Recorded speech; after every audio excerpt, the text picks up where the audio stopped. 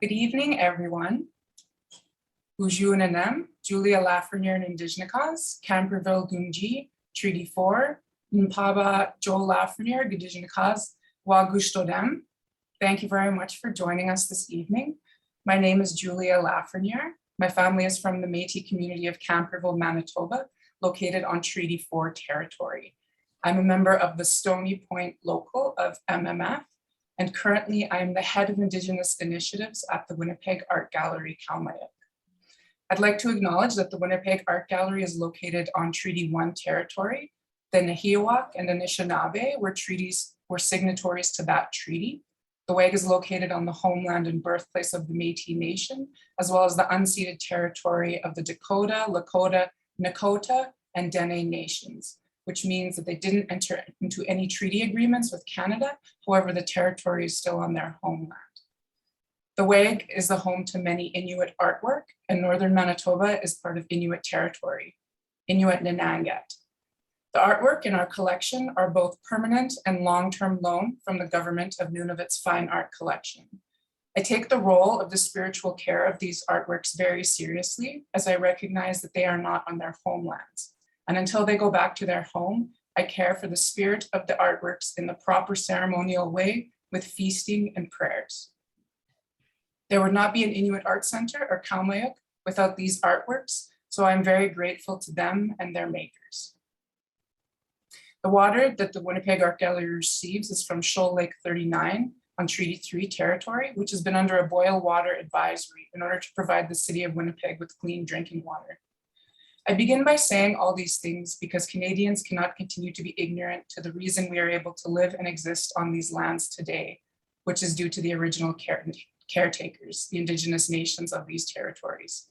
And the reason the WAG is able to exist is due to the Indigenous people that cared for these lands and waters for centuries. I encourage everyone to think about ways we maintain the status quo in our lives and therefore perpetuate the systemic racism in Canada, and then to think of ways we can disrupt the status quo. Metis Kitchen Table Teachings is a virtual series dedicated to the transmission of Metis knowledge and culture. The virtual series is presented alongside the exhibition, Heartbeat of a Nation, Metis Women 250 Years by artist Tracy Charette-Fair.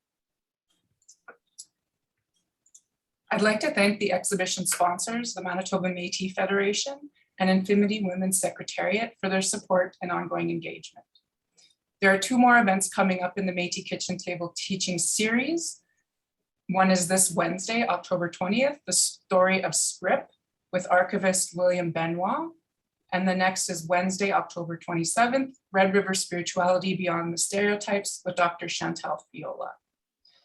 It is my absolute pleasure to highlight Metis voices through this programming series, and the WAG is very grateful to all the Metis people involved for their partnership and the sharing of their knowledge. I would like to now introduce Elder Marcella Vezina to make opening prayers so that we can have an open mind and heart and begin the discussion in a good way. Yes, good evening. Dear Father, Creator, thank you for this beautiful day. I am honored to be honoring this opening prayer. We are gathered here to discuss and learn of ways to make changes if necessary in order to preserve our heritage or to improve some matters which exist. We ask for openness and compassion in all topics of interest regarding these items. We also ask for blessings on all people, and especially those who are the volunteers always ready to step up when needed. We also ask for blessings on our sick and shut-ins. May they have healing and peace. We ask these things in your name. Amen. Amen. Miigwech, merci for those words, Marcella. Very important words. As the topic of discussion this evening is potentially contentious, and I want to remind everyone that we are here to have healthy discussion. And I understand that discussions of identity are emotional and personal. So I ask that any questions remain respectful, and conversations about protecting identity are essential to our nation, and we have to have them. So please, let's do it with integrity and grace, with our grandmothers and grandfathers in mind. So we will have one question period at the end of the discussion, and I will be reading the questions from the chat box. So please write them in there. I will not be reading questions until the end of the panel, so please keep that in mind. As well, we also might not have the chance to get to everyone's question within the allotted time frame, but I will do my best to try to get to everyone. So let's get to the discussion panel now, and I will spotlight my esteemed panelists this evening.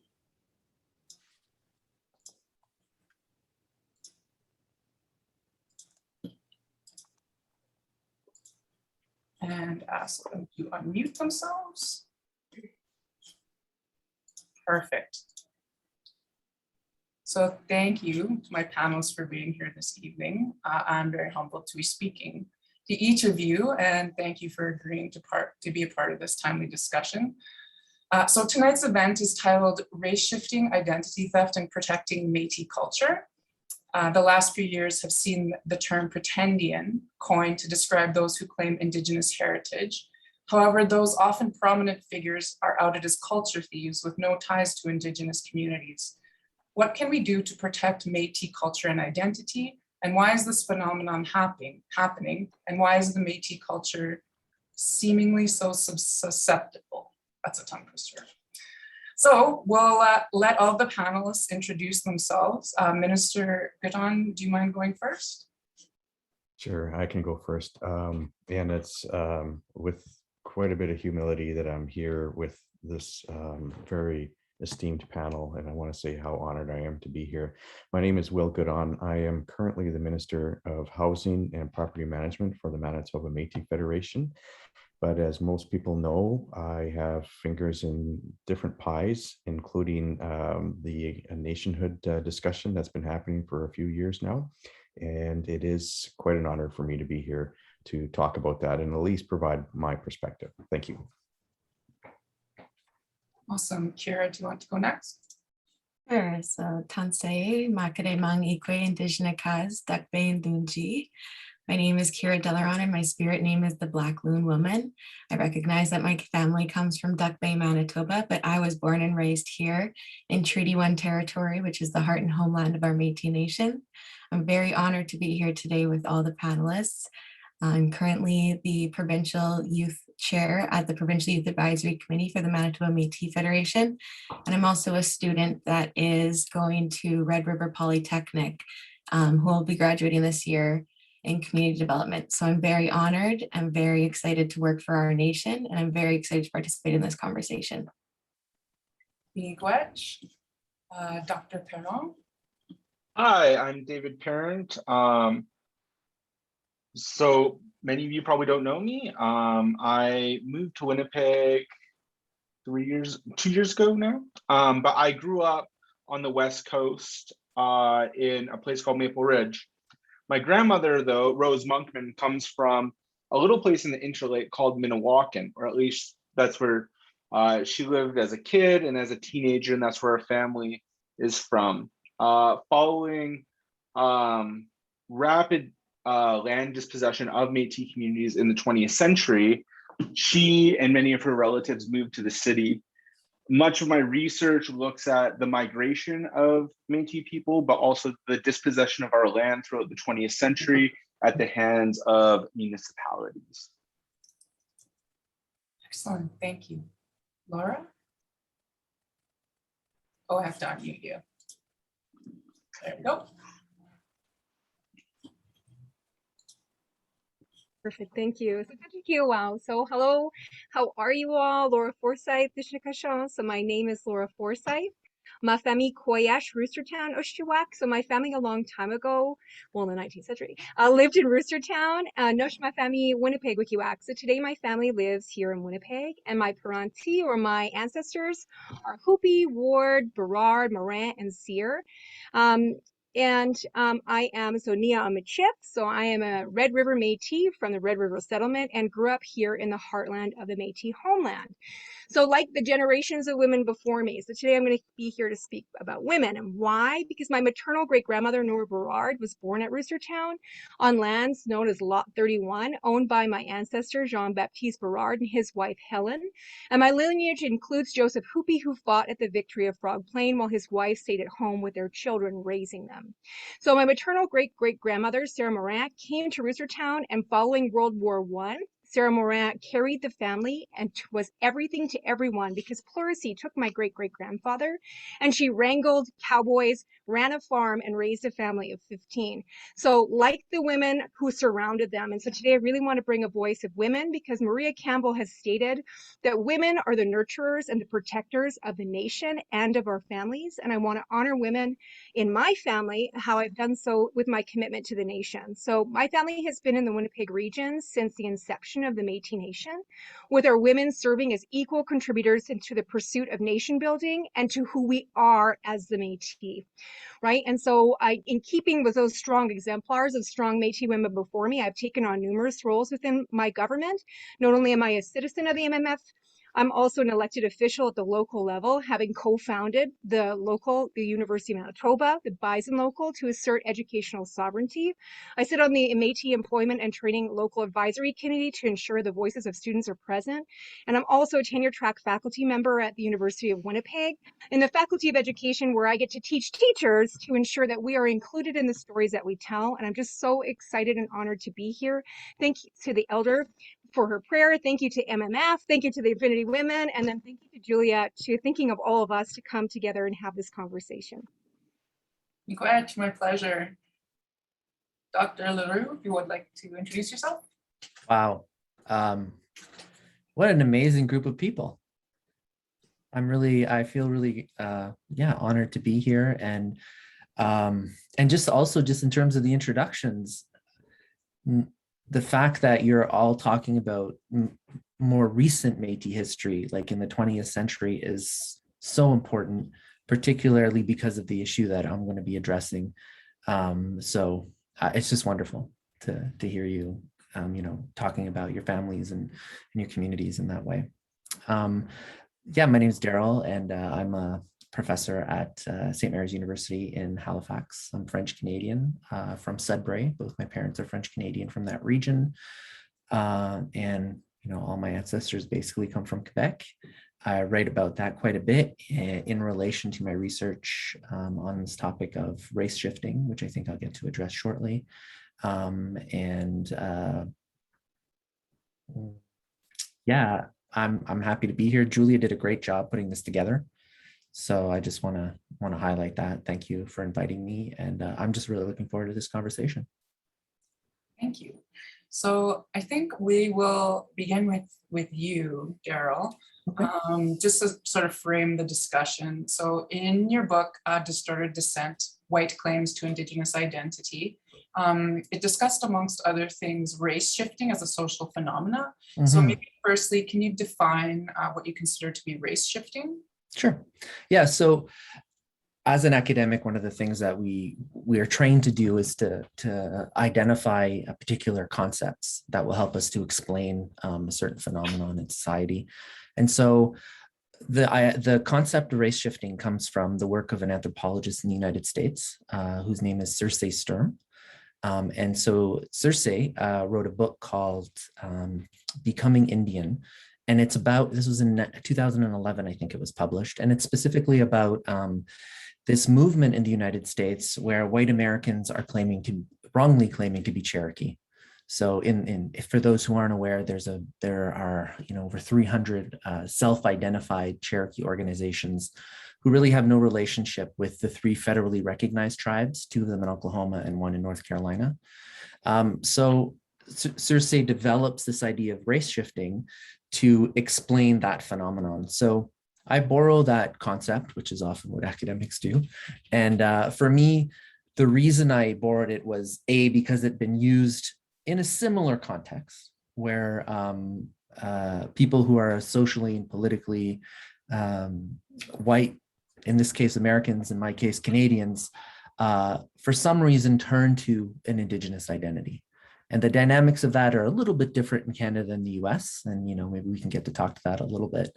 But it was important for me to have some work to base my work on. So this is where the concept comes from for one reason. The other reason is there's a way in which centering race in this sort of conversation allows us to talk about whiteness and about sort of settler colonialism in useful ways. So part of the reason that this movement works is because there's a general sense in Canadian society that what it means to be Indigenous is fundamentally about a racial identity, which erases Indigenous peoples as political entities that have particular relationships with the crown or the state, if you will. So it's something that is easy as a white person to see oneself doing because there's generally an understanding, it's what we're taught from an early age, right? That Indigenous peoples don't exist as politically sovereign entities.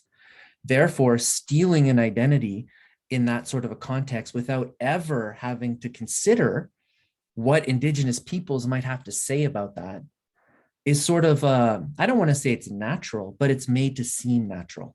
It shouldn't be. So for me, using the term race shifting is about problematizing the specific racialization of Indigenous peoples so that it just becomes a question of identity, something you can possess, as opposed to a question of Indigenous people's own abilities to govern themselves according to whatever governance structures, citizenship orders that they have in place. So that might look different for the Métis, it'll look different for, say, the Plains Cree, etc. But race shifting, that's principally why I use that concept. I know that other scholars in the Canadian context have used self-indigenization, to focus specifically on the fact that it's people who are doing it for themselves, but also to focus specifically on the individual nature of it. We've empowered people to think in many ways in our society that you can be whatever you want to be. Like if you just dress the right way or act the right way or make enough money, you are separate from the sort of community, the larger community in a lot of ways where, the sort of consumerist society we live in. So I think self-indigenization is also a useful concept. I'm not particularly tied to race shifting, but those are some of the reasons that I used the concept in my book. Right. And perhaps can you describe the difference between race shifting and somebody getting in touch with their Indigenous heritage? Sure. Maybe Sure. because they're dispossessed due to colonization or residential schools or other reasons? Absolutely.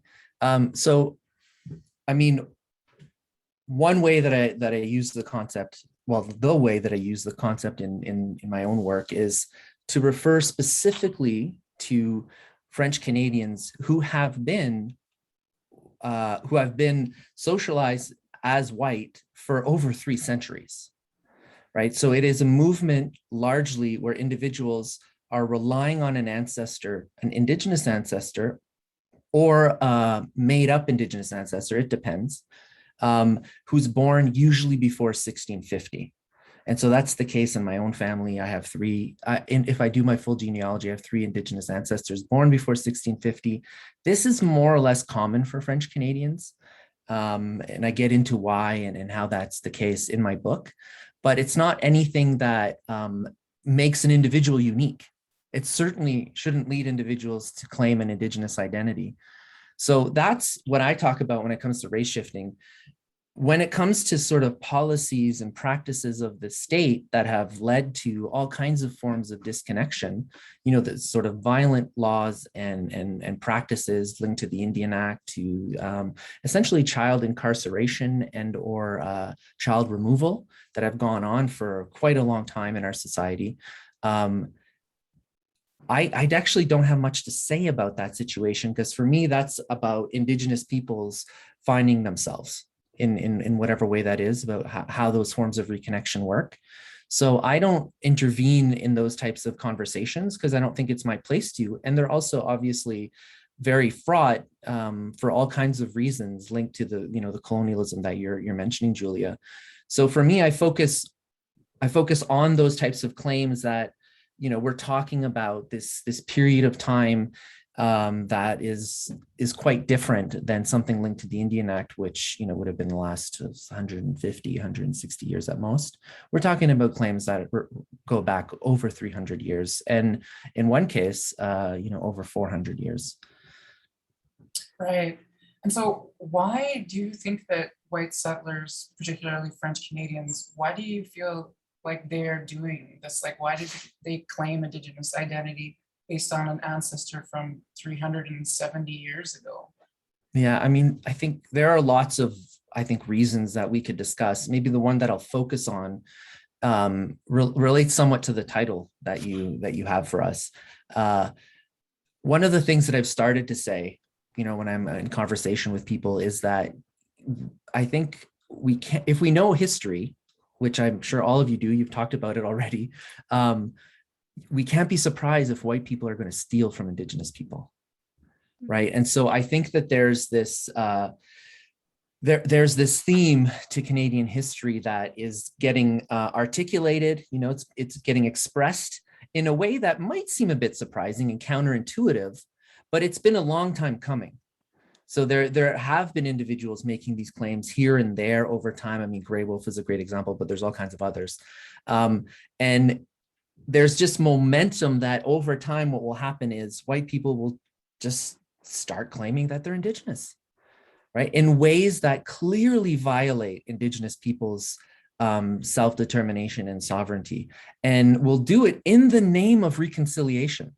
This is one of the more troubling things for me, is when you encounter individuals and organizations who are promoting this idea that all you need is an ancestor, usually in the 1600s, to make a land claim, to go to court and claim to have Aboriginal rights, to lobby the government, to do whatever it is you do, to attack Métis people, right? Online and in person, and other First Nations people.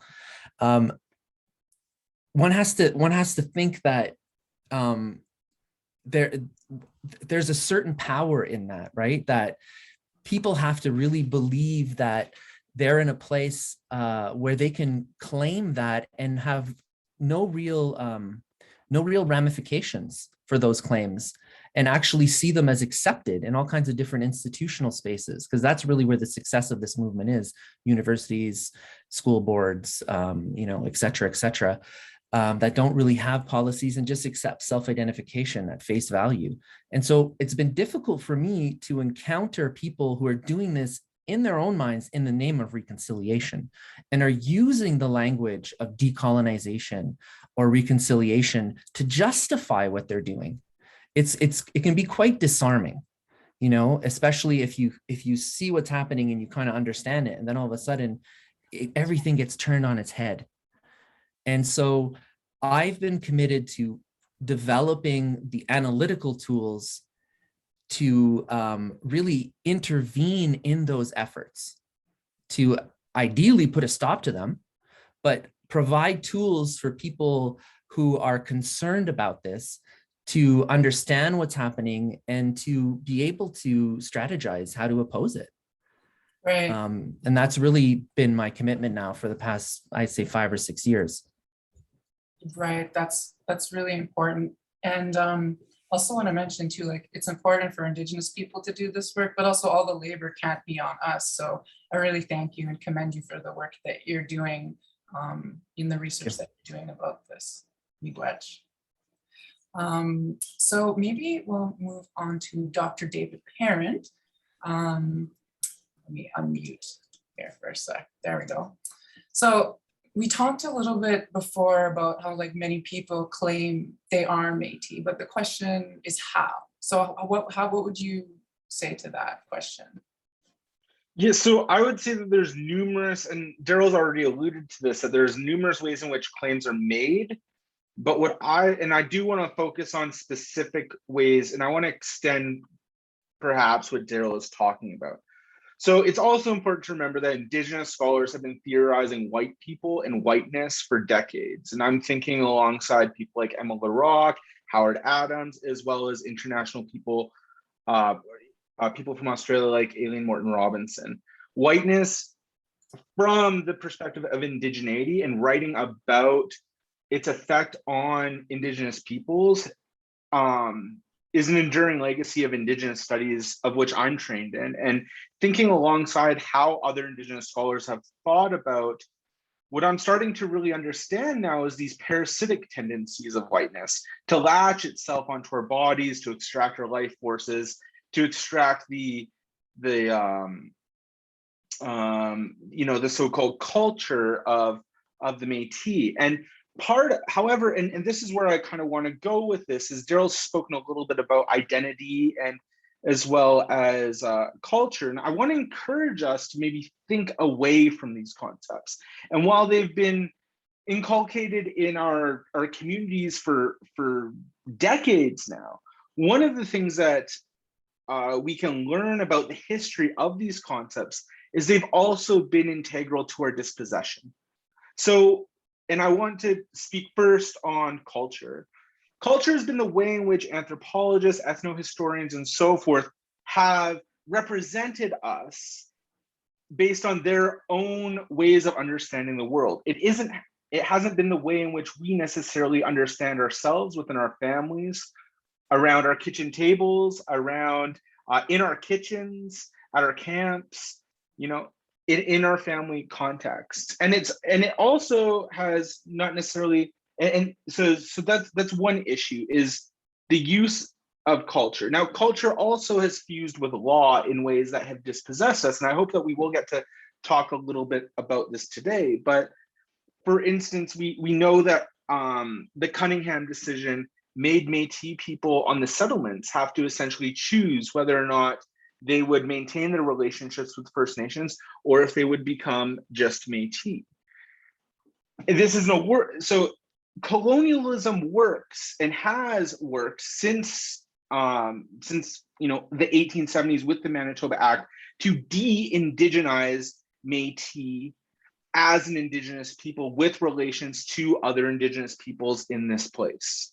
For instance, understanding Métis history as solely the invention of the coming together of two supposed different cultures, and then a new culture emerges as fully distinct. It takes a long time, but it also downplays the Indigenous influences that Métis learned when they emerge on the prairie. And it's those relationships that also distinguish, say, the Métis here and of Red River, that Métis people here have relationships to other Indigenous peoples and have mutual recognition, or in the language of Chris Anderson, they have a peoplehood relationship, that is that they recognize each other's nationhood. And that is simply something that people, say, in the East do not possess. And moreover, people here have signed recognition, have mutually recognized people in territories outside of here, say with the Mi'kmaq, that recognize also the Métis Nation's sovereignty here. So when we talk about when we think about the issues about claiming, it really does come back to who claims you and how those claims are being made. Are we talking about individuals just claiming individuals based on self-indigenization, as Darryl's talked about? Or are we talking about families claiming families, but also nations claiming families? The thing is we can, when we're introducing ourselves, we're also introducing who we are, where we're from, and what relationships we're from.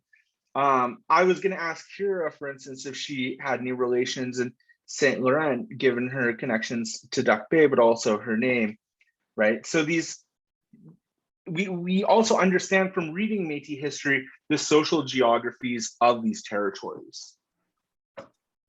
Right. So you're mentioning that also being Métis and having recognition as a nation also comes from other Indigenous nations too, not just within the nation.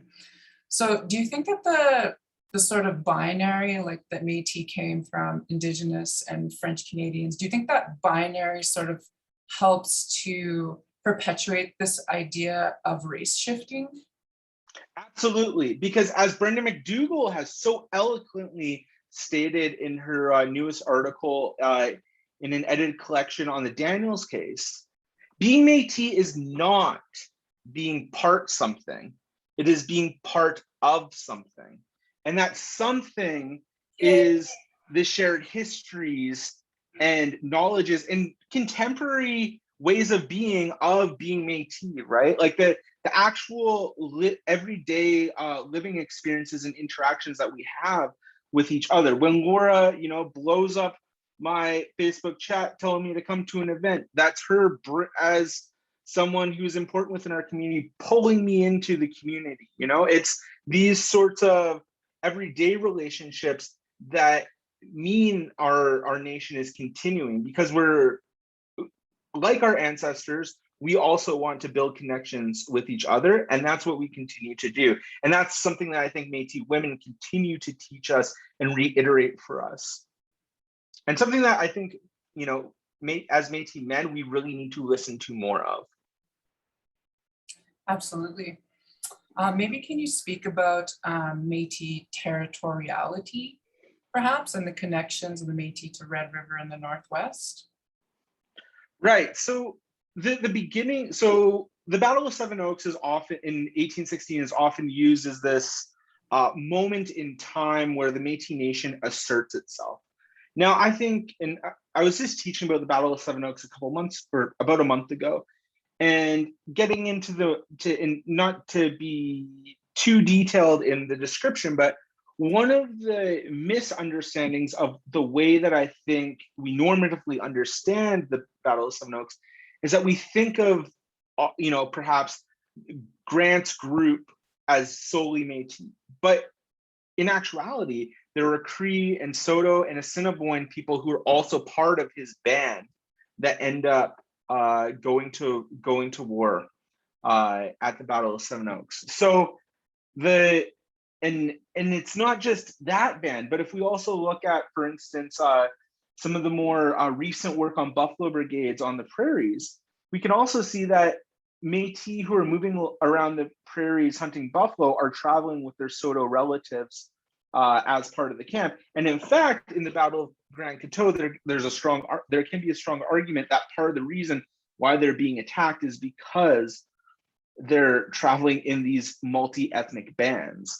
That is, thinking about Métis as solely a singular detached nation on the prairies belies the fact that that Métis inherited many of the relationships that their Saulteaux, Cree, Dene, and Assiniboine grandmothers and mothers were part of. So when Cuthbert Grant is out on the prairie negotiating with Dakota, he's partly able to do so because of the kinscapes, again, to draw from Brenda McDougall, that he's pulling on. What makes him powerful is the kinscapes that he's attached to, not so much just his individual prowess as the Métis man. I think in a lot of ways, the Métis man is, Métis men are flashy, but there's so much happening behind that we need to focus on, and why I think the work, of people like Laura is so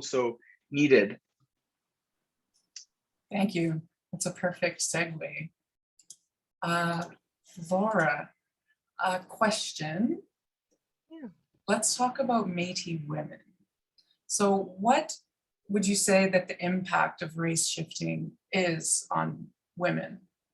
Yeah, I think, it's important to talk about what those women in Newfoundland and Quebec, but that's not the women I'm talking about. I'm talking about Métis women. So I'm talking about women who are here in the Red River, who have been here for generations, who, as David is mentioning, have these relationships. We all have two sets of grandparents, right? We all have that. And so sometimes, whether it be in 2021, one set of grandparents are from one of the surrounding nations, and one set of grandparents are from the Métis Nation. And what's happening, because of our need to tighten up who we are and saying who we aren't, we're excluding women. We're excluding women who choose one thing or another. So after Bill C-31, now we all know hopefully, that Métis communities often are on the fringe of First Nations communities, which means for generations, Métis women have married First Nations men, and the opposite is also true. And in instances like that, those women prior to Bill C-31 were taken up into community and became status Indians, whether they knew it or not. And so they were removed from our nation and forgotten, right? Never to come back again because of the colonial rules that we have in this country. Once you opt, or whether you knew or did not know you were opting to become a registered Indian, you can never be registered as a Métis person ever again. Right? And then people are making choices for their children and their children's children in that instance. And so I've spoken to elders who talked about that moment, who talked about that shift in their communities, and recognized that at that moment, they didn't really understand what it was that they're doing. But yet here we are in 2021, just decades later, neglecting, forgetting, and pushing away our relatives, saying, well, you're not of us, you chose to have that card. You chose to have those benefits. And so we have entire lineages now that are severed from their Métis heritage. We are of more than one thing. And it's interesting to me that we don't do that if you happen to be Métis and Dutch, or Métis and from your father's from France. You can have dual citizenship. You can apply for a UK passport, but if we have any connection to our First Nations ancestry, we are instantly dropped. And there is a sentiment in community that if you have chosen to get that status card for whatever personal reason that might be, that we say you've made your choice. And that is terrible that we are doing that to our women. That is not honoring our grandmothers, and that is not keeping our relations close in our kinship ties. And I really believe that our ancestors would be disgusted by that and shocked that we were doing that today. I am less interested in what people who have no tie to us in Ontario are saying or doing, and much more interested in what we currently as the Manitoba Métis Federation and its citizens are doing to our relations. And when I say our relations, I'm not talking like Darryl is about 400 years ago. I'm talking about sisters currently living today, where one has a MMF citizenship card and one has is part of the Long Plain First Nation. And those sisters are no longer categorized as being of us. Only one is. And there's a danger in that. There's simply, it's not called diluting ourselves. It's called, we're losing our women and then our children to follow, right? It is not how, as David was mentioning, we have done it in the past. And it certainly shouldn't be our way forward. With our removal from the MNC, we're now seeing that stepped up one more level to now we're excluding Métis women who have Métis citizenship cards because they don't have the right card. They aren't from the right governing body. We are now saying to them that they need to come to us and to get a Manitoba Métis card to signify that they are Métis. Again, I mean, this to me is mind-blowing. When we all have the same ancestry, we have the same names. And I think that if we don't look at this, we are doing the work of the colonial government by shrinking ourselves and shrinking ourselves. We currently have around, as of the last AGA, 36,000 registered citizens, but around 90,000 citizens, individuals say that they are Métis in Manitoba, and we scoff at that number. Why are we doing that? Why are we not actually delving into that and seeing, well, how is it that you're claiming that? Why are you saying that? Because we may find that that's because they have two sets of grandparents, and for whatever reason, they had to choose to go with the one that was going to give them the largest benefit. We are an impoverished nation. Our people are struggling, and sometimes difficult decisions have to be made, but that shouldn't impact their grandchildren being able to come to us and be a part of our nation. So that's how I see the impact on women going far beyond white women pretending to be Métis. Great, yes, absolutely. So what do you say, or what do you think are some of the issues when a woman has to choose Indian status over Métis citizenship? Well, I think that one of the issues is that, like I've mentioned, we're having to make very difficult decisions. So as I sit here, some of my family members are status Indians. I could be a status Indian should I choose it. Right? My connection and my community is the Métis community. And I'm in a place in my life which is extremely privileged. And so I don't have to make choices based on monetary value. I don't have to seek eyeglasses. I don't need extra prescriptions. Like these kinds of things are the decisions that people are having to make, especially our Métis communities in the North. Right? They are facing all of the elements that the North brings. And with that, some of them are having to make that decision. And so we as a nation shouldn't shun them because they had to make that. We need to ask ourselves, how do we get, and we're definitely on our way since the signing of a self-government agreement, recognition, and the agreements a few years ago, to be able to offer things like Will is able to offer in housing. These are just new to us as a nation. So how is it that we're punishing women and men, of course, that had to make a decision in the year 2000 or had to make a decision in 1980 that was a benefit to them and their family and their children? And we're talking about feeding our children. We're talking about raising our children in a good way. This is a difficult choice, but throughout history, we have done it as Métis women and we've made difficult choices. And I think these are some of the issues that we need to consider about when we talk about who is or is not of our nation. And like when we allow the Canadian federal government to define who we say is Métis, because we clearly laid out the steps. I appreciate that, but they're in accordance with the federal government's AOK. They tell us who isn't a registered Indian, and we allow them to have citizenship. They should have no say. We should not be asking them that, and we should be able to hold both. So that is my opinion on that. Right. So again, I'm not talking about M&O, and I'm not talking about people who aren't Métis. I am talking about people who, if they put in their genealogy today, would be checked off as yes, Métis women and men. So in your opinion, how can the Métis government address this? What would be a way they would go about welcoming these women? Well, I think one of the things that we can do, and we've done it through various programming, we absolutely do it, is that why should the benefit of what we are now able to offer only be for citizenship holders, especially when we're talking about culture and heritage and people trying to reconnect? Maybe they, have always walked a road that is Anishinaabe, but they've realized now that they're also have Métis lineage and they want to learn about our culture and learn about their other side, their other set of grandparents. We can offer that programming. We can welcome them into our Michif programming. We can, certainly support them in ways that help them along the journey of reconnecting to our nation, right? That's one very simple way. It's programming we're already offering, and we do at the University of Manitoba and the University of Winnipeg, and it's inclusive of everyone that wants to do that. That's a model that we've seen, but we don't see that in a very large scale coming from the nation specifically, right? So that's definitely one thing.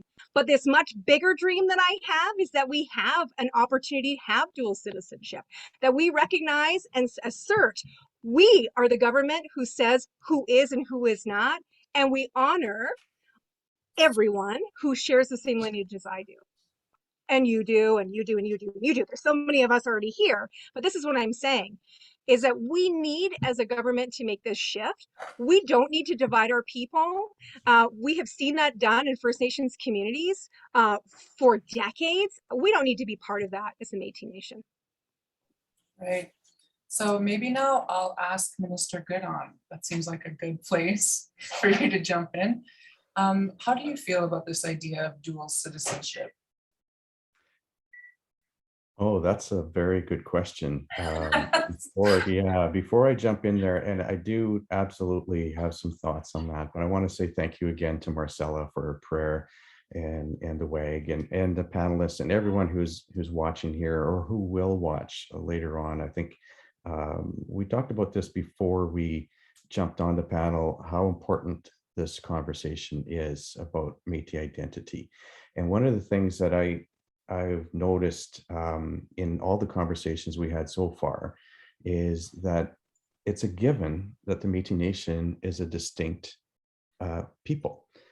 It's not, some of the issues that we're working against, I will say, the fact that people believe that because you have some ancestry that makes you Métis, but the fact that we are a distinct people who are recognized by other nations, recognized now by the federal government, by the Crown, I think that's a fantastic place for us to be jumping off of.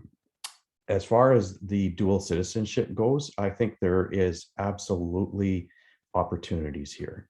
One of the things that we are obviously doesn't affect us as much, but just reflecting on what Laura was talking about is the Indian Act. The Indian Act, we don't fall under the Indian Act, but the Indian Act does affect us. And one of the things that we know is that if you do take your status, that's a choice.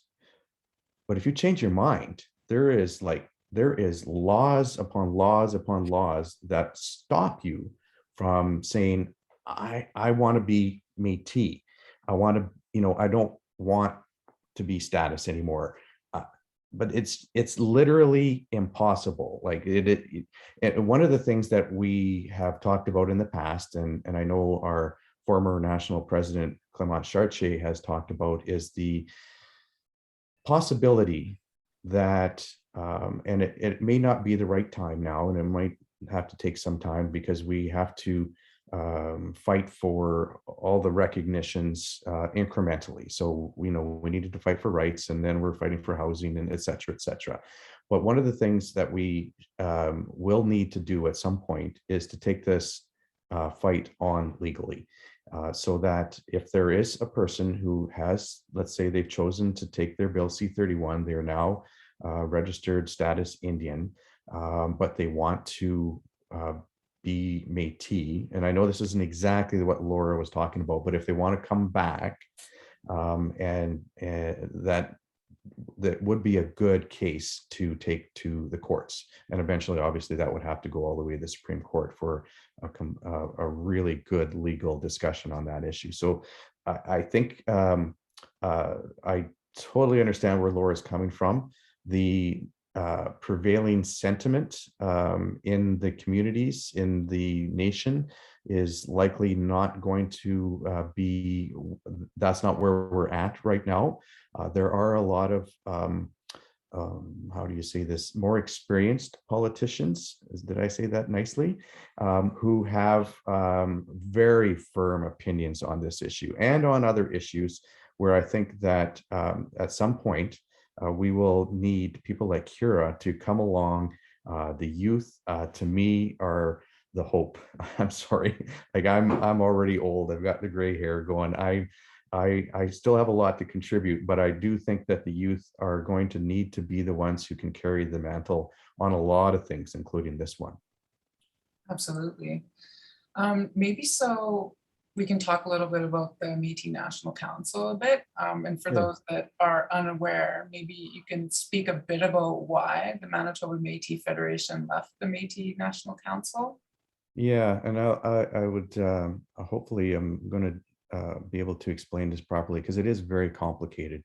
One of the things I wanted to sort of set up this conversation is the idea of, and I had a conversation on social media with a friend the other day. And hello to everyone out there. I see BC, Ontario, Saskatchewan. I see CBC out there. Lots of folks I know only from Twitter or Facebook. I want to say hi to you. But one of the things that I have been thinking about for a long time is the idea that it's not in our nature to be mean. It's in our nature to be kind. I think for the most part, there are mean people out there, no doubt.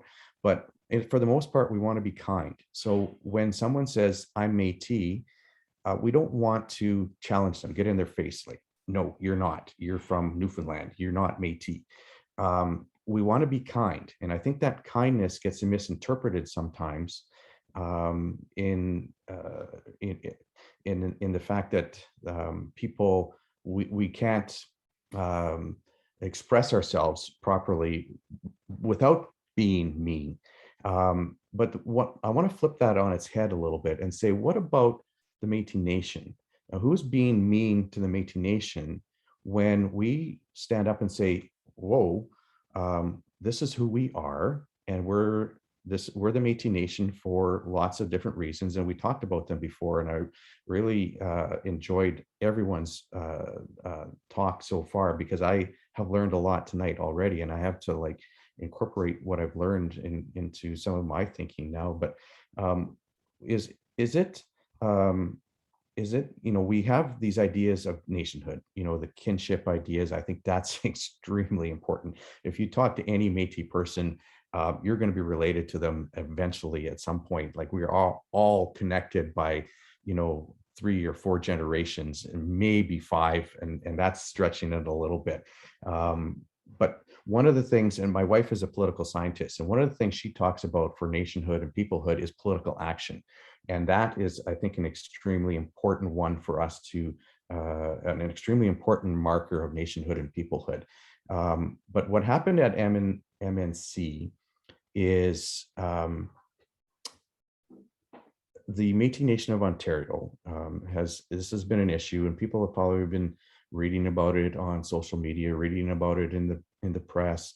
I don't think that there's been a really good, clear understanding of that, and I think this is a great opportunity for an academic to come in and sort of analyze exactly what happened from a dispassionate place. But what happened a few years ago is, well, this happened. It's been in the works for a long time. MNO had the national definition, but they interpreted it differently than everybody else. So they were allowing people who had mixed ancestry to get a card. Now, once you give something to somebody, how do you take that back? Like, now all of a sudden, the president of MNO back in the 90s says, you're Métis. And we come along in the 2000s and we say, well, no, this is what the Métis Nation is, and this is who we are, and this is, we're asserting our nationhood, our peoplehood. How do you take that away without being mean, without being a jerk, without,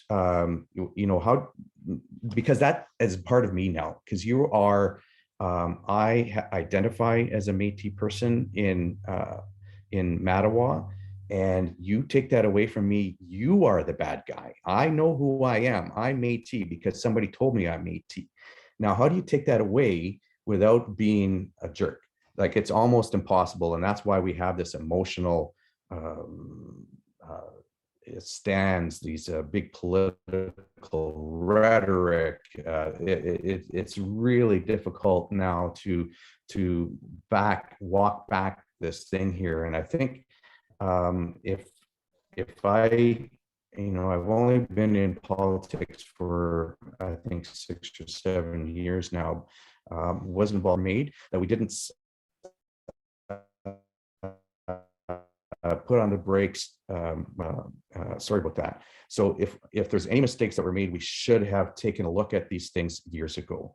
Now, MNO in 2018 made this announcement that they included 6 new communities. To me, the Métis Nation has the right of self-determination. Not a part of the Métis Nation has right of self-determination. The entire Métis Nation has that right. So we should have been included in the discussion. Now, if we would have been included in the discussion, we would have had good debate, good discussion, good dialogue, and we would have had come to something. And I think we would have come to something in a better way than what actually happened, the confrontation and the split.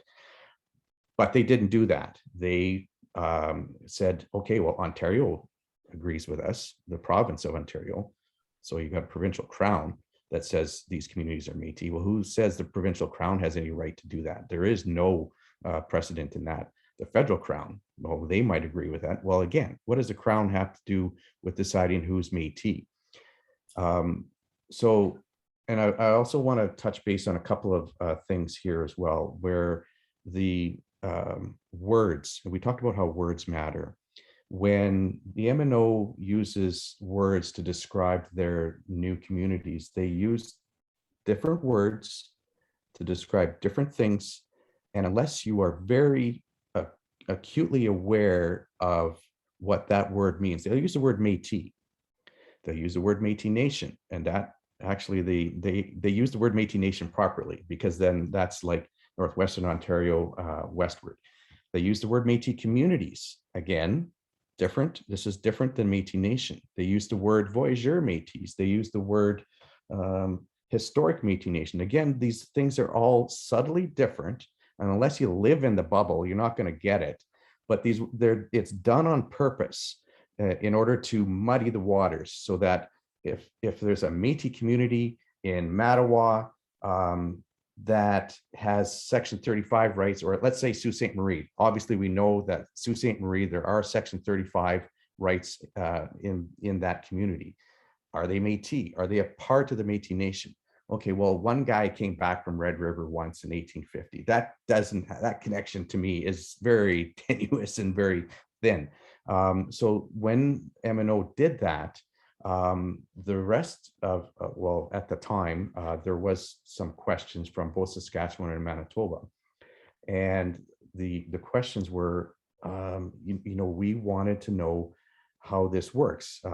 And there was no willingness to discuss, no willingness to talk. It's just, this is where we are, and we're doing it no matter what. One of the things that came out of, I think it was the 2018 General Assembly, where we wanted to know what was going on. But it had come to a place where drastic measures had to be taken. So the suspension happened, and there were certain steps that MNO needed to take in order to assure the rest of the Métis National Council that everybody who's registered was indeed a Métis Nation citizen. Flat out refused, said, no, you're not looking at nothing. They cited privacy concerns. We said, okay, well, we'll work within the privacy concerns. Nope, not going to happen. And to be frank, politics is, Métis politics in particular, is a horrible thing sometimes. I will say that as a Métis politician. I do my best to try to elevate things, but Métis politics is a terrible, horrible place sometimes, and hurt feelings, in my opinion, by certain leaders have led to us here today, where were so upset and their feelings were so hurt that the Métis Nation suffered because they couldn't get along with each other. And I think that is incredibly sad that as leaders, we can't see the forest for the trees. We need to be able to understand why we're fighting for the Métis Nation, why nationhood is so fundamental. I think I've said this before, without nationhood, you got nothing. Then we're just mixed bloods right across the country. We might as well go into Quebec. We might as well go into the Maritimes. We might as well go into Africa, like literally. The word, and just on a little tangent here, the word Métis is used in, people say, well, it was used back in 1700. Well, it's also used to describe a moon around one of the bigger planets. It's also used to describe a tank in the Russian Soviet army. So that word is not like it's not to be taken literally, that if there was a word that was used in Halifax back in 1700, that means there's a community there. Anyways, now I'm going on a tangent, but that to me is sort of the understanding. And if you want to take a look at another video, Laura and I did one a couple of weeks ago that I think really there was some really good conversation that the two of us had, and we opened up that envelope to take a look and see what was going on there. I know I talked a little bit too long here, and I'm going to it's okay. shut up to let Kyra, because she's my favorite here on the panel so far. But so we need to let her talk. But so Yeah, that's it for absolutely. now. I think Métis was also the first wife of Greek of Zeus, I think. So Exactly, it's used a number of different ways. Yeah. I just have one more question for you. Okay. How will the MMF's withdrawal from the MNC affect Métis representation at the federal level? Yeah, and that's what Laura and I really dug into a couple of weeks ago. It won't affect anything. I know there's been a lot of people who were worried because we have the permanent bilateral mechanism that the MNC has to meet with the federal government. We have these 10-year agreements, but people need to understand that the funding, that the overall accords may be signed with the Métis National Council. The funding agreements themselves are signed with the governing members. So MMF has funding agreements for early learning childcare, for housing, for health, for employment and training. So all of those are protected for, I think we're 3 or 4 years into the 10-year agreement. We got 6-7 years left to go. And to be quite honest, the relationship between our president, David Chartrand, and the Prime Minister, Justin Trudeau, I can't think of a more closer relationship between an Indigenous leader and the Prime Minister. And I would put him up against all of the other presidents to say that that relationship is that close. And I don't have any worries whatsoever that we will be able to do that. On the national voice, I think the new president of the MNC can speak on behalf of those 4 organizations, not a problem. But now she can't speak on behalf of the entire Métis Nation. That's just, you know, the MMF is gone. The MMF don't want to pump up our tires too much, but we are probably the most prominent Métis government across the country. We're going to be fine. And I have no doubt that the doors will remain completely open for Red River Métis. Great, that's great news. Great to hear. Kyra, let me see, did I unmute you? Perfect. So thank you for being a part of this panel. As Minister Goodon alluded to, the youth are the future of the nation. And so wondering, what is the perspective of the issue of race shifting and identity? Yeah, so from my perspective, with the youth perspective, I really empathize and I understand that I know for myself, I went through a period of reclaiming my identity. However, I'd always known that my identity did come from within the Red River Métis. And people now who are kind of searching and longing for this, I understand the difficulties because colonial systems have not made it easy, and it does not make it easy, and there's barriers almost everywhere you look.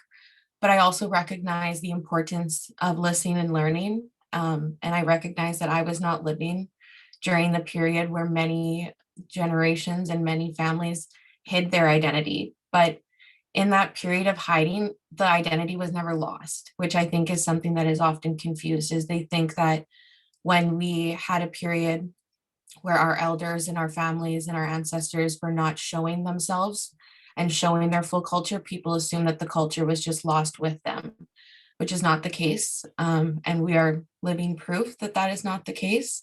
So I think it's really important that we do empathize with those who are still searching and trying to find their own identities, but also ensuring that we are like preserving and maintaining the culture that we did maintain through those generations, and that the youth today are truly meeting with elders, meeting with knowledge keepers, and doing the work and ensuring that they know the governance structures that we work within and understand how governance works within our own Indigenous self-sovereignty. So it's really just an importance of recognizing and understanding kind of all aspects of what is going on right now. Right. And so how would you recommend people like distinguish between someone that's reclaiming and rediscovering their culture as opposed to somebody that is maybe making false claims? I think the true importance there is not closing the door right away. And that's what I think through my education and through community work, I like to say, let's call people in instead of call people out. I think we can learn a lot more when we call them into the conversation and we ask the questions that we are asked. Who claims you? Who do you claim? Who do you know? And not in a way that's sort of gatekeeping, but it's truly in a way of preserving ourselves. We have a history of people who have come in and have never always had good intentions with our people, and it's now just an important factor. We have to make sure we're protecting ourselves when we go into these things. And I think that once people are on a journey of reclaiming, they will start to be able to answer those questions in a way that we can recognize them more easily, and they become more familiar with us. Because it's not a matter of trying to say, well, you're not one of us, so we're not going to listen to you. It's a matter of, we don't see you as one of us right now, but can we help kind of reconnect that journey, or can we help redefine what we see each other as? Right. And so how are the Métis youth organizing, or what are some things that the Métis youth are doing to protect Métis culture? So right now we have within the Manitoba Métis, in all 7 of our regions, we have youth that are actively participating in the Manitoba Métis Federation at the regional level. We also have a council from making up all 7 regions, as well as the Infinity Women Secretariat appointee and the presidential appointee, who make up the Provincial Youth Advisory Committee, which is what I sit on as chairperson. And what we do is we really focus as a youth collective on how we can ensure that we're doing this protection and we're not excluding any youth. And one of the big thing is, we know that residential schools and the day school program has taken a lot of our culture and identity away from us. And we are seeing a really big shift right now of positive reclamation. And so with reclaiming that, we have to understand that people are learning, and they could be at square one, and they could be even further back than that. But it's just a matter of us as youth educating as much as we can, as well as receiving education, learning as much as possible. I know for myself as a student who is in the post-secondary world and the colonial institutions, it can be difficult as an Indigenous student in those organizations. So ensuring that you have supports for yourself. And if you're in those institutions, that's when you feel like you are on your point where you think you may discover your Indigenous identity in an Indigenous classroom, which I know is very common today, to make those sort of relationships, to reach out and ask questions. I was very, very privileged to have known very well the late Lori Barkwell, who could have told anyone anything about our identity and help point you in the right direction. So it's a matter of finding comfort and finding those people to kind of reach out with to make that initial step. And we have it within the youth. The youth are always here for you. Absolutely. And similarly, in my own post-secondary journey, I learned so much from Dr. Fred Shore about Métis history, and absolutely one of my favorite humans. So what can we do as a Métis Nation, as individual citizens, to support the youth? I think the biggest thing that community can do to support us is listen, because I understand that we are also intended to listen to you, but I feel like we, the youth, have been listening, and we now have some opinions that we are wanting to share, and we're wanting that place at the table, and we have our voices ready to be used. So I think it's a matter of, we hear everyone mention that the youth are the future, but we would like a say in that future as well. So if we could be there and speak on it, we have such educated youth within our nation that are going to do such great things for the nation. So including them now and ensuring that we give them the accesses and give them the resources to make sure that we keep fulfilling a strong nation. And just during the pandemic, we saw a real big risk, because not only did COVID-19 cause a risk to our health, but it also amplified the vulnerable people in our community, and it put a really big risk towards our culture, with our knowledge keepers and our elders being the ones that were most vulnerable. And I think youth really stepped up at that point. So I'm hoping that the same can be returned continually going forward, that the nation will continue to step up for our youth and ensuring that they have what they need to be successful. Amazing. Thank you so much for that. Thank you. So we're going to open it up to questions now. So if you have any questions, please put it in the chat there, and I will unmute the panelists here. Just to get things started here, I have a question myself.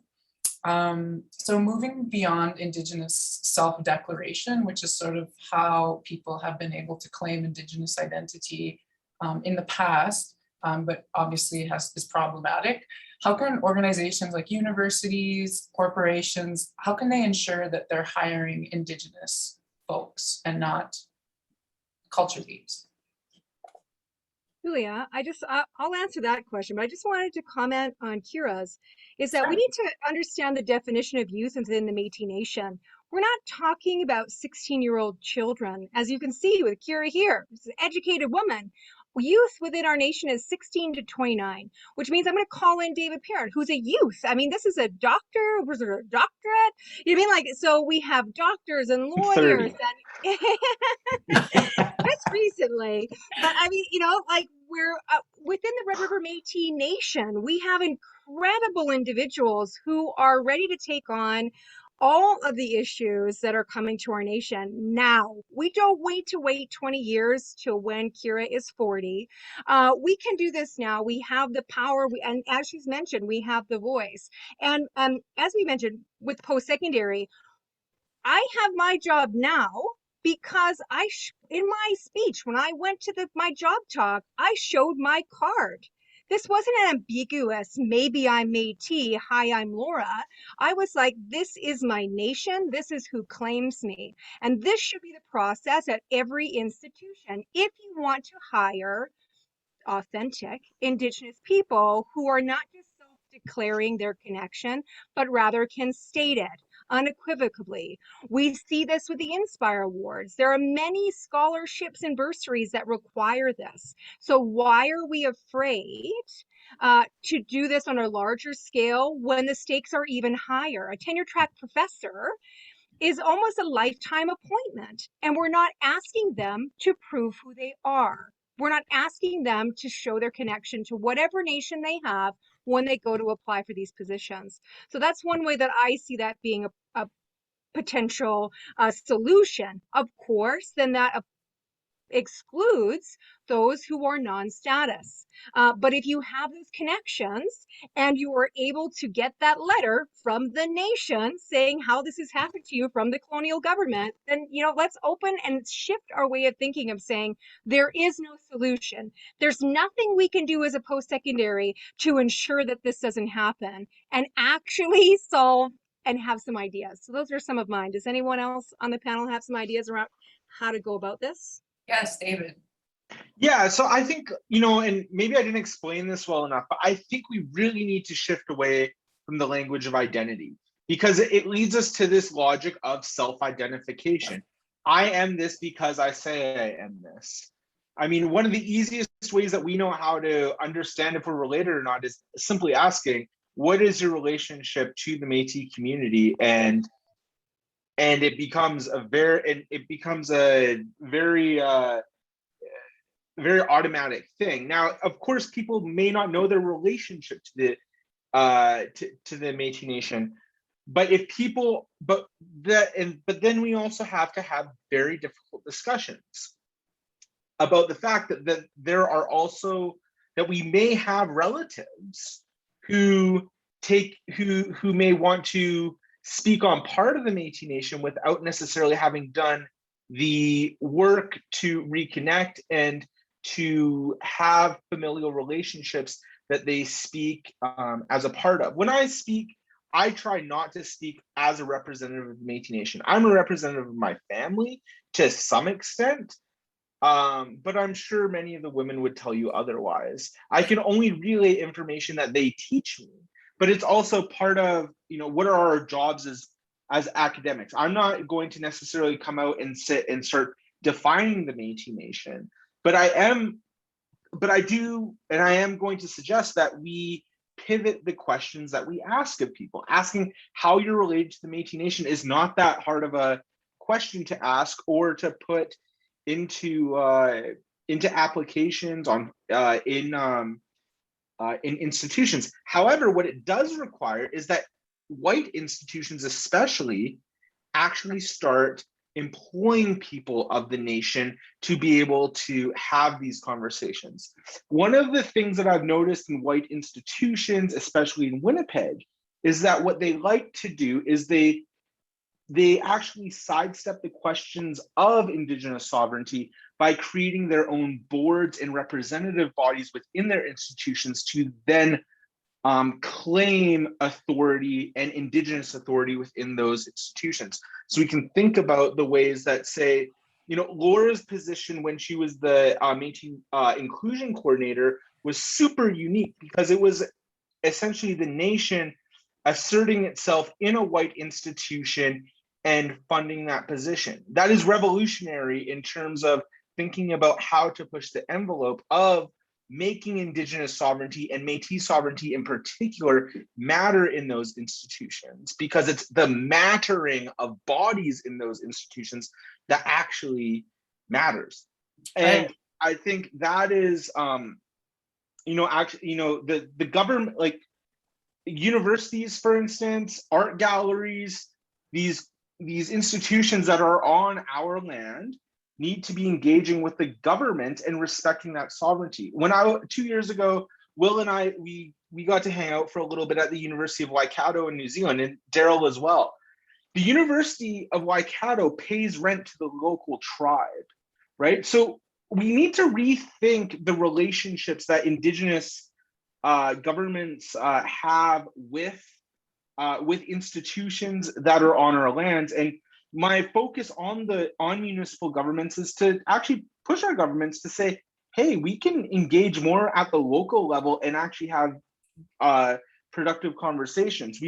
And I think that is personally one of the gifts of the MMF leaving the MNC, is that perhaps now there will even be more of a focus on the local, to also other Indigenous peoples with whom we share this territory with, but also with the institutions that continue to make a difference for ill and good in Métis lives. And that means engaging in universities, again, the education system, the legal system, and so on. But I'll stop for now. That's perfect, right? So it shouldn't be up to the organization to decide for themselves. They should be employing Indigenous people from those nations to be able to make that call: is this person Indigenous or not? And then when no, that's not necessarily what I'm saying. What I'm actually saying is, because that's exactly what these institutions have done, is they've created their own representative bodies to then regulate them. What I'm saying is that they actually need to take peoplehood and nationhood seriously and engage with the Métis Nation as a nation, not as some sort of organization, non-for-profit. It needs to actually take the sovereignty of the nation seriously, just as it needs to take the sovereignty of Anishinaabe, Nehiyaw seriously in terms of thinking about people's relationships to people. Right. So thanks for clarifying. So then to be able to identify university or gallery, have a relationship with the MMF or with the Treaty 1 government, so that they can then be the one in authority to say, yes, this person is part. Gotcha. So we have a question in the chat here. As Professor Leroux describes in his writing, the Pauli case has been abused by so-called Eastern Métis to make their case for Indigenous rights. In a video last week, MMF President David Chartrand stated that Steve Pauli is not, quote, one of us, unquote. Can the panelists shed light on this for our Red River Métis youth? Is Pauli Métis, and are the people of the MNO Métis? Good question, thank you. I think I'd like to jump in here first. That it is complicated. Legal decisions like that are not easy for lay people, even like myself, even though I have been around for a long time. I'm not a lawyer. So these things are not simple. I guess the easiest way to look at this is going back to what we talked about. What makes us a people? What makes us distinct? What makes us a nation? Kinship, the food, the music, the dance, the political action, all these markers of what makes a nation. This Sault Ste. Marie, was it active in any of the things that we talked about? David talked about the Battle of Seven Oaks, the Battle of Grand Couteau. We have the Guillaume Sayre trial. We have 1869, 1870. We have 1885. All of those are markers of political action for the Métis Nation. There are literally none in Ontario outside of the Treaty 3 adhesion. And that is a part of the Métis Nation homeland. So that to me, that needs to be settled right off the bat. Where is the Métis Nation? Who is the Métis Nation? And then we can say, is this community connected to the Métis Nation? And the answer is no. So is Stephen Roddy Powley, do they have Section 35 rights recognized by the Supreme Court? Yes, they do. Did the Supreme Court make a decision on definition of who's Métis? No, they did not, because the year before, the Métis National Council General Assembly made its own definition. So again, going back to the idea of self-determination, the nation itself gets to decide who's Métis. Now, was the legal practices, the legal examples, did they use the word Métis in there? Absolutely. And I think that, you know, some of the people, you know, I'm not sure if everybody on this panel, but a couple of us get a little bit of hate on social media. And then one of the things that gets thrown at me is that the Powley case Supreme Court was used in the arguments in my case when I was charged for hunting. Therefore, I'm a hypocrite because I'm not saying that Powley's Métis. I think that is completely wrong, because the legal principles of the Powley case is what we can use now to justify harvesting rights across the Métis homeland. But those legal principles are not, they do not imbue upon Mr. Powley Métis Nation citizenship. So I know it sounds like I am splitting hairs, and I know it sounds like I'm walking a fine line, but the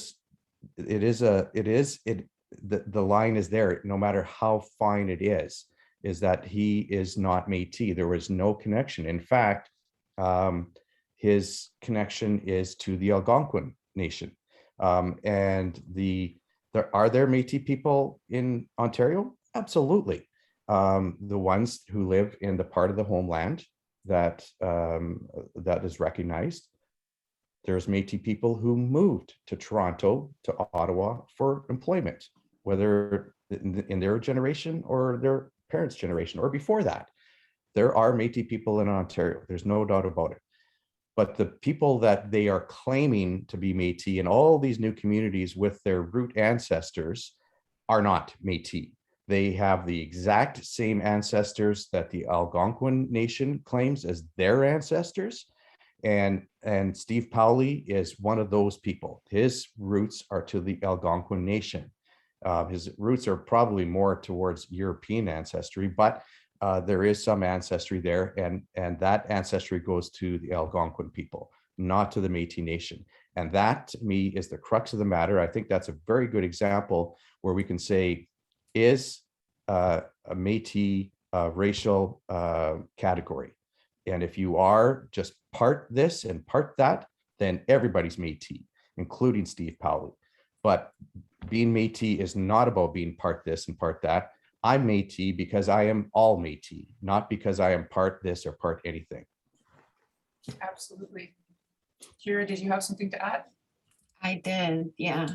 So I think one of the things that when we look at this, and just the Powley case, not just in this in particular, but most things that involve Indigenous sovereignty having to go to the Supreme Court proves that we still fall under a colonial structure. And though it may not be the Indian Act, it may not be Section 35, it may not be X, Y, and Z pertaining to Indigenous law, it proves that we still have to follow and live within colonial ways of life, which is something that is difficult, but it also proves that we are now entering a period of time with TRC, the calls to action, recognition, where people are wanting to find a piece of Indigenousness to feel a part of something.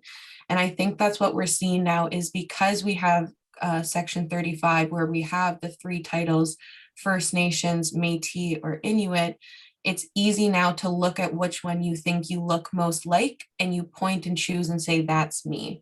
But that's not what we're here to just say, yes, that's you, come join us. And that's where this protection piece falls under it. So understanding the colonial structures that we have to follow, and not wanting to exclude individuals just to exclude them, but it's a matter of understanding our colonial structures, understanding the constitutional pieces that we have in front of us, and working within those frameworks, and looking at the other side of it as well, as that's what individuals are doing who are attempting to claim identity and attempting to make claims. We recognize that that's what they're doing, is they look to Section 35 to see what they most look like, but our Métis no longer equals half-breedness, and we don't just fall into that claim of we're mixed. And I think that's what we really need to separate, the idea that Métis identity means mixed identity, because I think we'll just be constantly in a cycle of dealing with this sort of discussion. Right, and part of that's education too. People just to keep talking about it, and so people, general Canadians, know that being Métis isn't, you know, half this and half that. It's who we are as a nation. Laura, did you want to add something? I think that individuals like the Paulies need to hold the federal government accountable to recognizing non-status individuals. We wouldn't see this as much as we do if they could be in part of their communities, be able to honor the fact that they are Anishinaabe, or they are Algonquin, or they are from Kahnawake, like, and actually be a part. I mean, for me, as Will says, it's not about being mean. It's about having empathy for these individuals who can't really claim who they are and can't reclaim their history, their culture, their language, because they're trying to put on someone else's clothes. Right. And I think that's really a disadvantage to them and their future generations. So in my opinion, they should be holding the federal government accountable to recognizing them, to allowing them to also have rights to hunt, to education, to all the things that this identity gets them, and would make this irrelevant. It wouldn't be happening anymore, in my opinion. David? Well, and I think, you know, just to make folks aware too, that Bill S3 also changed the Indian Act and citizenship matters so that the pushing back of Indian status goes back even further now. I believe, Darryl, do you know how far it doesn't go to the founding of Canada now, does it? Yeah. That's it goes back It's to like 1869, I think. So the beginnings of the Indian Act, and that people who are disenfranchised through that process can now re-enfranchise. So even the non-status Indian question is also going to, my question is, will it cease being a question as Bill S3 begins to remediate the legacy of the Indian Act? In which case, First Nations are going to be experiencing what Métis have been experiencing since the Pauli decision, but also since Section 35 rights came into being, right? So I think we're also going to see that begin. Now, something I kind of wanted to bring into discussion, and I was hoping perhaps Darryl could speak a little bit more to this, because he's documented this a bit, but we also see the rise of anti-Indigenous racism by white people in Nova Scotia as an effect of both the Pauli and the Marshall decision conferring rights and title within Canadian law, and then the attempted possession of Métis in order to gain financially by, say, taking advantage of lobster fisheries. And of course, we see the violences that occurred last year when Mi'kmaq fishers and when Mi'kmaq attempted to assert their fishing rights by white settlers. Now, the one thing, one of the things that I have liked seeing the MNC do that I definitely hope that the MMF will keep up on is signing these MOUs, statements of support to other nations that are being afflicted by this race shifting.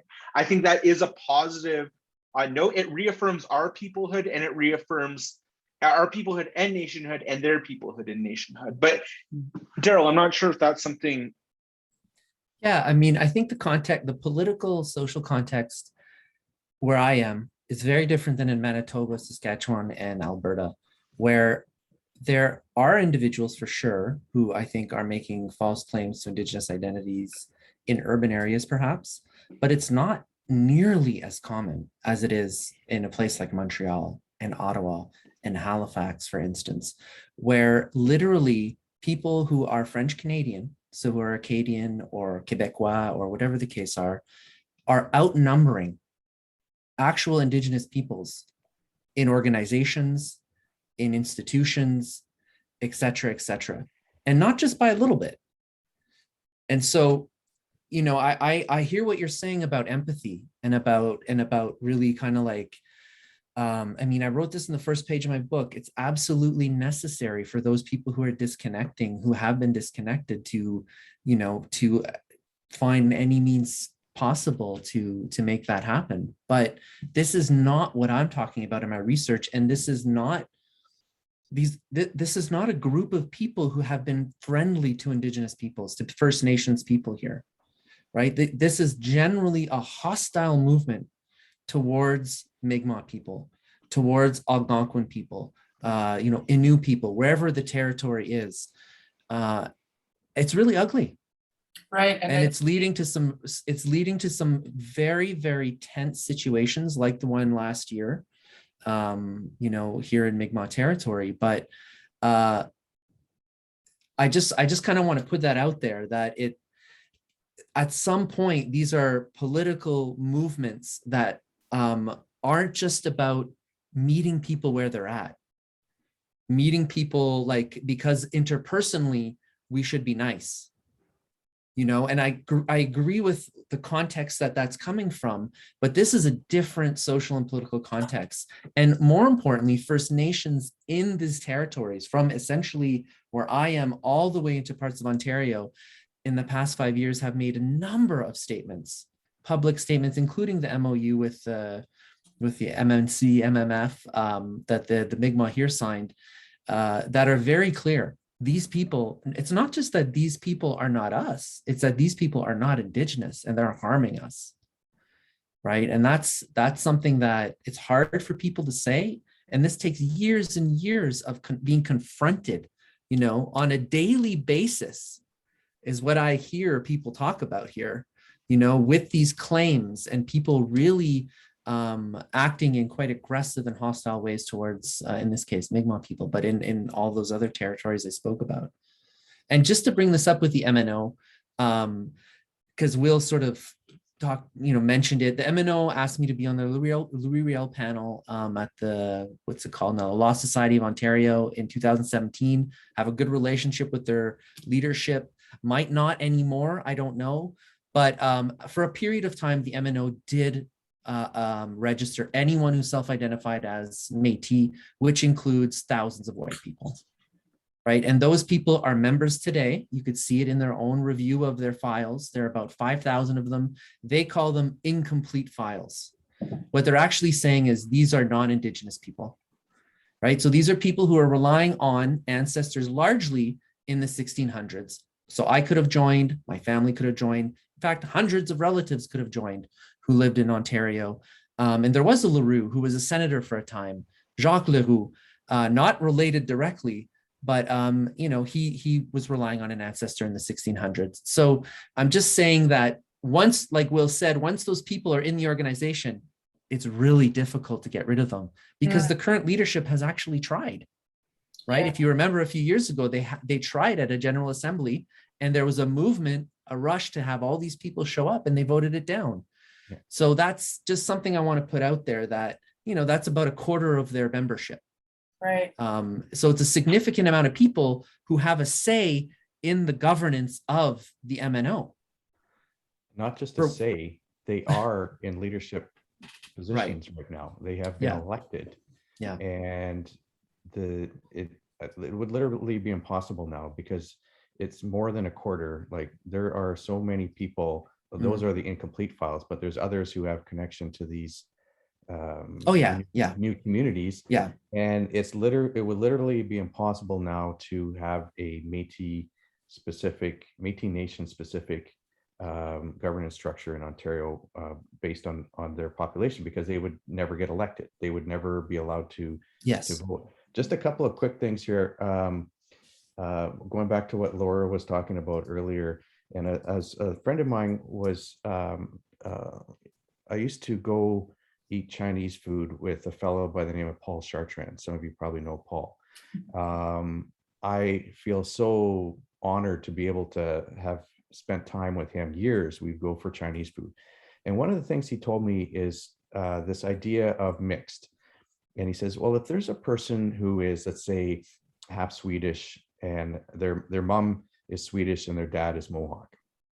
Well, if you take it at its face, well, that person is mixed, therefore that person is Métis. But if you dig a little deeper and you say, why would that person, because now we're all assuming that being Métis is a distinct, like we're distinct people. So why would that person want to throw away their heritage of their mom? Their mom is Swedish. I don't want to be Swedish. Hate Swedish meatballs. Their dad is Mohawk.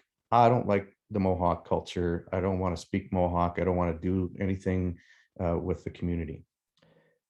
But I want to have a brand new culture that I'm going to be a part of. I'm going to wear a sash and pull a Red River cart around and speak Michif. Well, how does that make any sense? And I thought that was a really good, clear example of this idea of mixedness and nationhood and citizenship. Going back to what David had talked about MOUs, there are discussions happening right now with the Algonquin chiefs in Ontario, with more Mi'kmaq chiefs in the Maritimes, with other locations throughout Canada. I can't probably talk about right now, but there is some serious discussions. In fact, the Algonquin chiefs in Ontario are extremely interested because they see this as, they see MNO and the path it's going on as being extremely dangerous to them and their sovereignty and their harvesting rights and their resource rights. There's and that's right across the country. So I think maybe I think this is, it's okay to talk about it here, but I think at some point the Tri-Council from the Métis National Council thinks that they have won, that they have a president at the MNC, that they are going to be able to get whatever they want to now. But I think I don't think that they're prepared for everything that's coming down the pipe, including the First Nations who are standing up and saying, hey, you're not going to step on our toes here. And I think the example of the Mi'kmaq MOU that we have will be easily translatable to the MMF as the representative of the Red River Métis. I'm sorry, I probably interrupted here, but I enjoy talking to all of you guys. It's just so awesome. We have two really good questions in the chat here, so I will just read the first one quickly. How does someone with Métis family who has legitimate claims to Red River Métis status go about reclaiming their family's culture and lineage in a responsible and respectful way?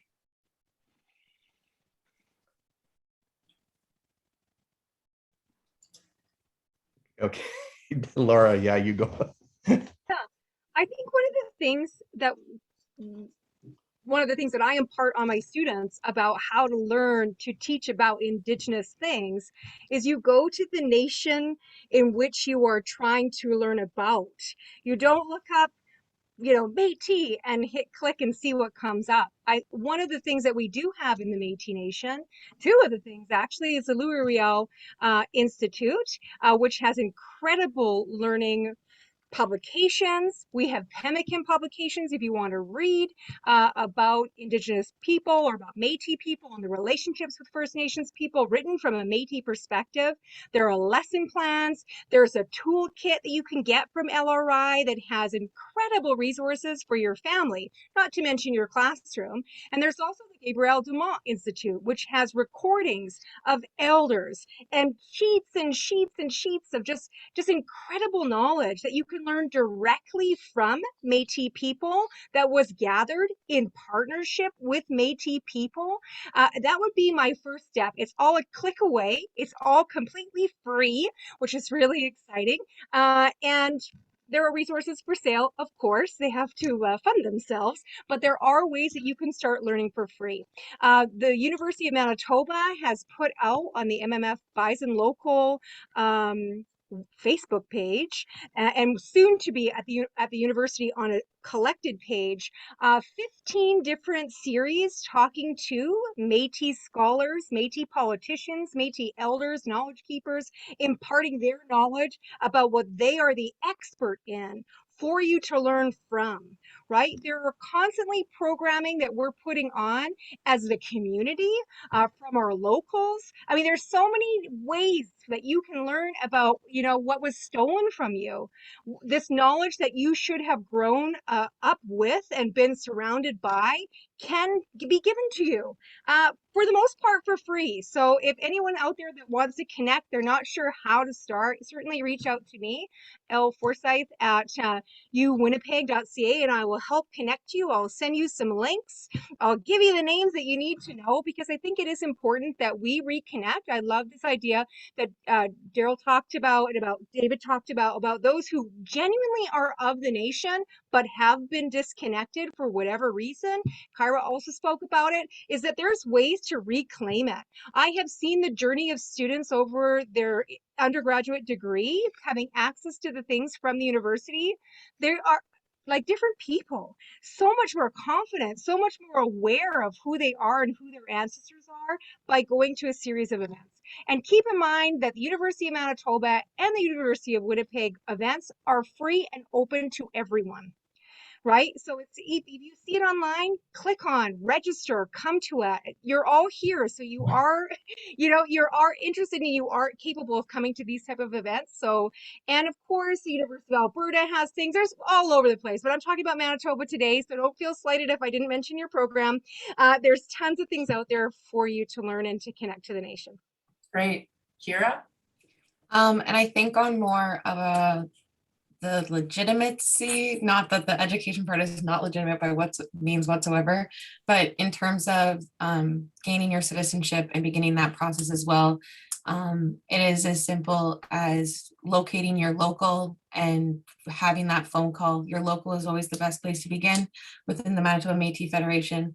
It's the grassroots level. It's who you go to for your day-to-day. From your local, you go to the region. But it's just a simple process of making that first phone call to your local community, to your local rep, and starting that process off with getting your genealogy, or if, as the person commented, they know that they have legitimate claims to the Red River Métis, so they may have that already completed, but just completing your citizenship report or renewing it if you had previously only had your membership and now we are under the citizenship program. It's not like we're ever trying to disclude and exclude those who are legitimately our kin and our relations. But it's just a matter of having policy and procedure in place to protect the ones who are already within us. Right. And if I could I'm just just going to add, jump in. I'll Sure. just jump in real quick because I want to say that Kyra's absolutely right on, and so is Laura.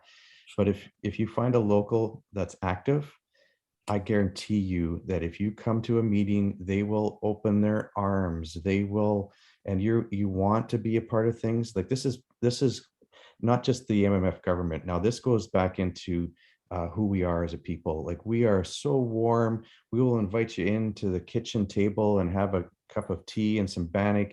Like if you go to an elder and say, I want to learn how to make bannock, they will wrap their arms around you and they will lift you up. So it's just a matter of being willing to listen and listening to the elders. I think that is one of the biggest things. But going to an active local and just wanting, I want to do something, they will bring you in like open arms. I know that because I've seen it. Yeah, absolutely. That's what I was going to say too, is to when you do make contact with the local, spend time with some of the elders from that local.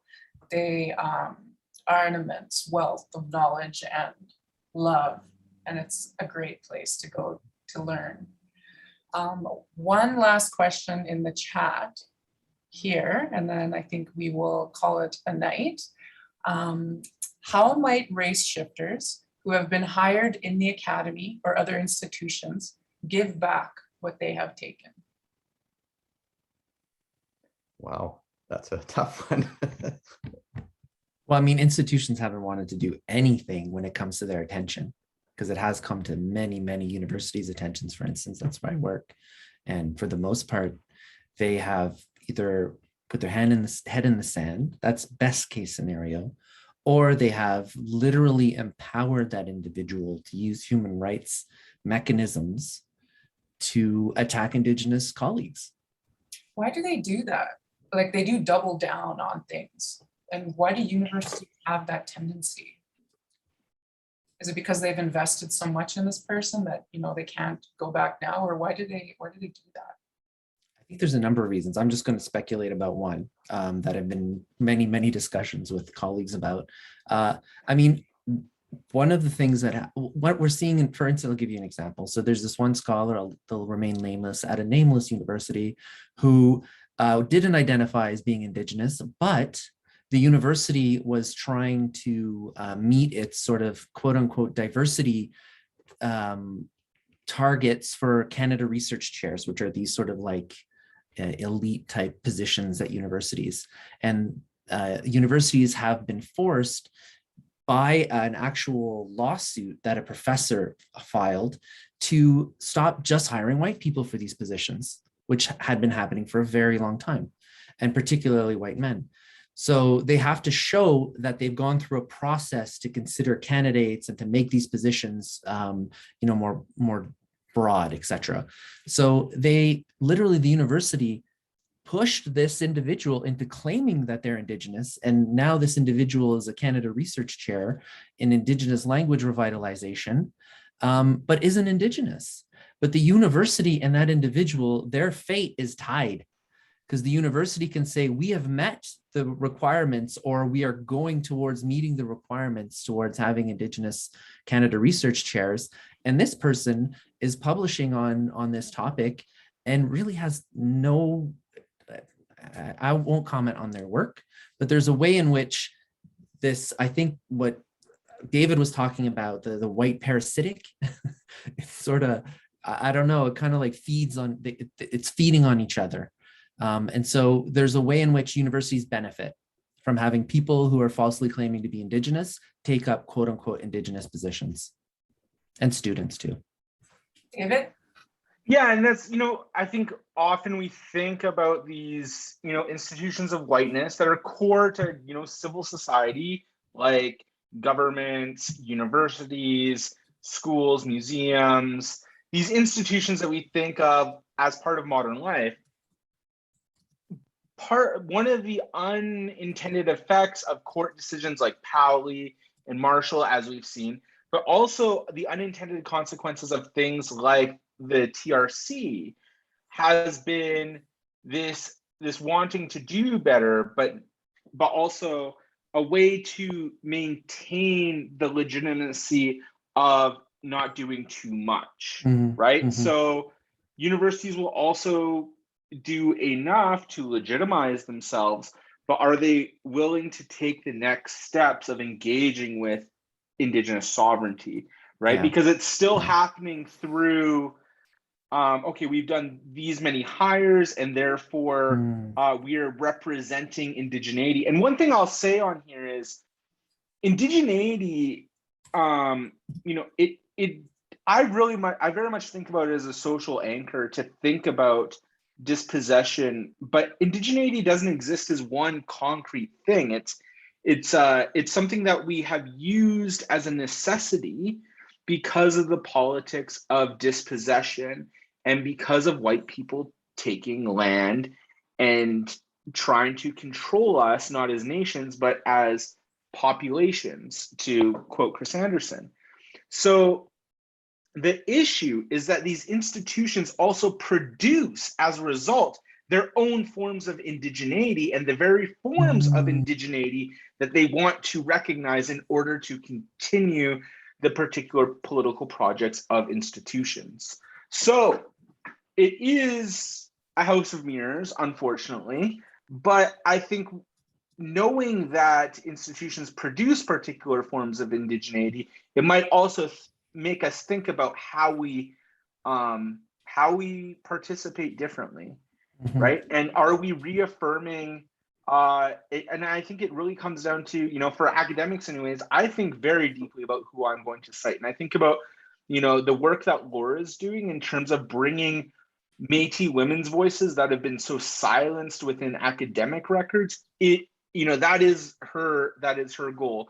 My goal as a junior researcher was to bring the voice of my grandmother and uncle and cousins into those are the voices that I'm using to think about the world, not just what I learn at university. So I think we have to be very, perhaps suspicion is the right word, but suspicious of how universities are responding to these grandiose claims and you know, wills for so-called justice. Right. Because justice in this sense reaffirms Indigenous dispossession. Laura? Yeah, well, thanks very much, David. I think one of the ways that my work looks at Métis women's contributions is also the erasure of those women and their contributions to the academy. And so back to my comments about two sets of grandparents, how we disqualify women who have those lineages, who have a parent who is status and a parent who is Métis, we take them out of the catalog of Métis women. We say, well, they're not Métis, they're First Nations. This is happening to a very prominent, incredible scholar that has walked alongside of us, has been one of us, and now we are projecting this witch hunt on them. And I'm using that term very purposefully because what the witch hunt did was take outspoken, smart, intelligent women and remove them from community. There's a book coming out this year that is going to destroy the legacy of a Métis woman who walked every day of her life as a Métis woman, whose death was mourned by more than one of our governing bodies, and will state that, well, actually, because she was an orphan, her mother was an orphan, they didn't actually have connection, all this hoopla, and will remove her entire catalog and way of thinking and everything that she proposed for educational sovereignty within education from our consciousness, right? So there's this terrible thing that is happening to Métis women academics because of these race shifters. And it seems almost unstoppable unless we, as Métis people, say, no, wait, we're talking about two different people. These folks over here have no indigeneity. These women over here have complex identities that we should honor and speak of. Myra Laramie's parents helped build the Métis Nation. She recognizes 4 identities when she claims herself. She is now a member of a First Nation. That doesn't mean that she is no longer one of us. She is part of us and she's a part of our nation. But because of these race shifters, we are slowly ostracizing these women and their work because people are claiming to be us who aren't us. So this is another instance where there's a deep impact on our women, people who share our roots, that we are sort of silencing and erasing because of the fear of white women and white men claiming to be us. And so that's just something I wanted to bring up and bring to this conversation, that we need to stop it. Absolutely. We need to clarify. Yeah, definitely. I definitely appreciate that perspective. The reason I developed this whole series, Metis Kitchen Table Teachings, is because of the exhibition by Tracy Fair Heartbeat of a Nation, Métis Women 250 Years, and it highlights the Métis women for the past 250 years. And so I put a link to that in the chat here. It's on at the WAG until November 20th, I do believe, and I co-curated it myself. This is the first exhibition I ever co-curated, so Oh, it's really special, and I hope everyone will get a chance to come and check it out. The WAG is free for Métis folks, for Indigenous folks, so please come down when you get a chance. As well, Wednesday, we're going to have the story of script with archivist William Benoit, so I put a link to that in the chat as well. I just want to thank all of the panelists for being here this evening. It really warms my heart to be surrounded by my kin and my nation, and the conversation that we've had are essential to our nation and to each of us. And I'm getting messages from all of the viewers out there saying that they really appreciate all of your words and everything that you've shared with us tonight. So merci, miigwech. Thanks very much. thank you, everyone.